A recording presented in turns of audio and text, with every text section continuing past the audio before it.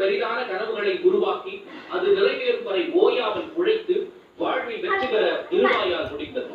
தன்னுடைய குழந்தைகளை செல்வ செழிப்பில் வளர்க்க திருவாய் விரும்பாததன் காரணமும் அதுவே. முகேஷ் அம்பானி அப்படி ஒரு கட்டுப்பாட்டில் வளர்க்கப்பட்டனர்.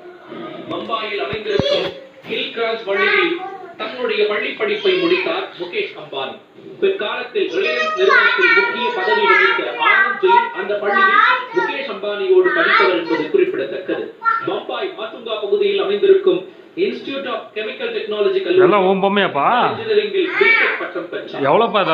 பல்கலைக்கழகத்தில் MBA படிப்பில் சேர்ந்திருந்தார் முகேஷ். 1998 ஆண்டு ரிலையன்ஸ் நிறுவனத்தை பொது நிறுவனமாக அறிவித்தார் திருபாய் அம்பானி. அதன் ஒரு பங்கின் விலை ₹10 நிர்ணயிக்கப்பட்டிருந்தது. ஏராளமான மக்கள் ரிலையன்ஸ் நிறுவனத்தில் முதலீடு செய்தனர். அவர்களில் பெரும்பாலானவர்கள் குஜராத் மற்றும் மகாராஷ்டிராவை சேர்ந்த நடுத்தர வர்க்க மக்கள். அம்மா வந்தா ஒன்னு அடிச்சிரும்.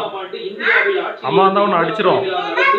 பொம்மைலாம் அப்படி கீழே போட்டு வச்சுக்கிறேன். பாலிஸ்டர் இழைநூல் தொழிலில் ஈடுபட தனியார் நிறுவனங்களுக்கு அனுமதி அளித்தது இந்திய அரசு.